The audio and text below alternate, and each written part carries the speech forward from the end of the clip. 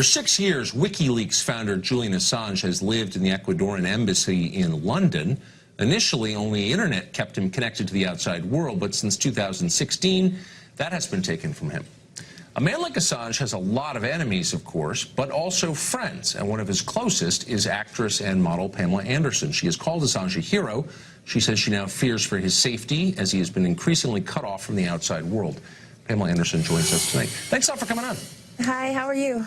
Really well, thanks. The obvious question I can't resist asking, how do you know Julian Assange?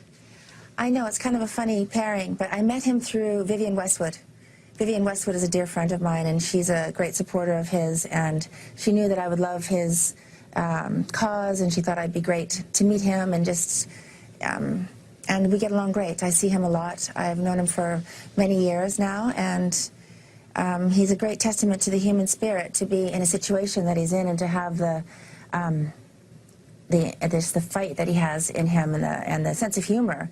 I mean, he's really an incredible person. So it raises an interesting question. Given what you just said, why has he received almost no support from the entertainment world in Hollywood, for example? Well, I think those are big Clinton supporters, and people have misunderstood that his intention was not to get Trump elected. It was to give true information so people could make educated decisions about the person they wanted to vote for. So people want to blame somebody, and so they blame him. Yes, I get a lot of flack for it too when I'm in Hollywood. So the idea is if you support Assange, you're somehow against Hillary Clinton? In some cases. Huh. Yeah. Now, you also know Vladimir Putin. Do you believe, remarkably, impressively, what do you make of the allegation that Assange and Putin were working together to expose Hillary's emails? It's crazy. It's a crazy. Everyone likes to blame Russia when anything goes wrong in America. And I've spoken at the Kremlin many times, and the last time I was there, there was something happening, and the first thing they say to me, so what have we done wrong this time? It's kind of a common joke that America likes to blame them for everything. So. I was with Julian before the election, and he had no idea. He really did not think that Trump was going to win the election, but it turned out the way it did. Some people are happy. So you're speaking at the Kremlin. You're hanging with Julian Assange, the Ecuadorian embassy in London. Did you ever ask yourself, how did I get here exactly? Is this the life path that you planned? Well, I'm an animal activist. I've been an activist for animals since I was young, and then I spoke about the environment. I spoke about a green economy in Vladivostok. They invited me to the Kremlin. They loved the way I was speaking, and I touched a lot of people, and so they really wanted me to continue my my work in Russia, and that was just a coincidence. I'm on the Russian Council of IFA, which is the International Federation of Animal Welfare, and pardon me? Oh, and so it just is a coincidence that I know all these kind of crazy, wild, intelligent, interesting people. So I know that you live in France now. Yes. But when you go back, I think you have a home in LA, Malibu. When you go back there and you say, I was just over at the Kremlin talking to Vladimir Putin, what kind of response do you get? Well, a lot of people are really happy about it because he's made a lot of great improvements in my situation where I wanted him to stop importing seal products to Russia, and that pretty much stopped the seal hunt in Canada, and that was my goal initially. And then to talk about all sorts of environmental issues, animals in captivity, capturing dolphins and whales and not selling them to China, and endangered species we talk about. So I'm there speaking with the Minister of the Environment and people like that.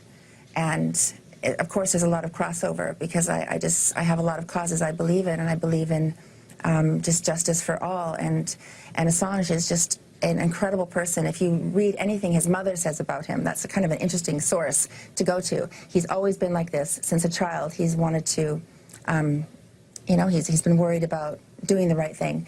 And I think he's very brave, and he's really in deep trouble, I think, for his health. And he's never been into sunlight. He's never been in the sunlight for 6 years. That's already harmful. And now he's been cut off. No internet, no phone calls, no visitors. and they're trying to squeeze him, I think, out of there, and one of his only choices pretty soon is probably to leave the embassy, and he'll be arrested, then deported to America, which I don't think is going to be favorable for him. I don't even know what I think of any of this, but I think it's an amazing and fascinating story, and I'm grateful that you shared it on our show. No, thank you. I appreciate it. Thank you. More with Pamela Anderson in just a minute. She is no fan of Uber. She'll tell you why. I say, you know, if you're a sexual offender, you can probably get a job at Uber. And there's more. Pamela Anderson coming up.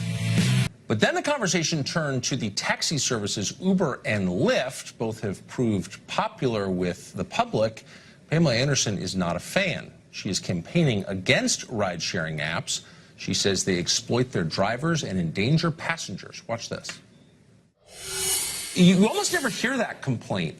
They lure in drivers and exploit them. Tell us what you mean. Well, I know everybody knows about the difficulties that they're experiencing. People are being sexually assaulted. That's common knowledge, and it's being exposed everywhere. But also, the drivers are being exploited. They are hired as kind of third-party providers, so the Uber's not taking responsibility for any of their wrongdoings. But also, they're not receiving health care or any of the things that they should be receiving as employees. Wait, I'm confused, though, because the people who run Uber, for example, are very socially conscious. They're progressive. They're obviously very good people. They say they're very good people, and they're also incredibly rich. Why wouldn't they pay for their health care for the drivers? I don't understand that. Exactly. That's what we're fighting for, is to have that for them, because that will also, you'll be able to get better quality drivers, more qualified drivers, and if people have, you know, real benefits and minimum wage even. But I don't understand why nobody says anything about this. If a factory were paying people what Uber pays per hour and not paying for their health care, or when Walmart did it, people jumped up and down and said this is exploitation, but for some reason Uber gets a pass. Why? Well, you know, it's technology, it's evolution. We have to right the wrongs, and I say, you know, if you're a sexual offender, you can probably get a job at Uber. You can probably be an Uber driver. They don't do the background checks. No, and I have two children. No. Well, I mean, I'm not for these ride-hail apps because it's a false sense of security. You know, my father used to always, you know, would pick me up at night, and we send these strangers to go pick up our children, and, you know, maybe a late night out or drinking too much, and you know, instead of, it's just a false sense of security because it's an app that it's safe, and it's not safe. It still has bugs to be worked out, and it also needs to protect and supply, you know, proper payment to these drivers. Anybody can be an Uber driver, and they have to fine-tune that.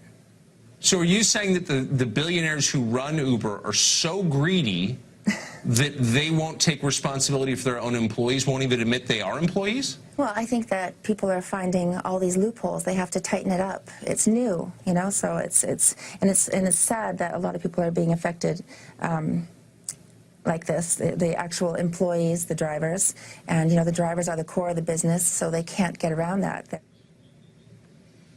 It's the beauty of cable news. You never know what you're going to hear.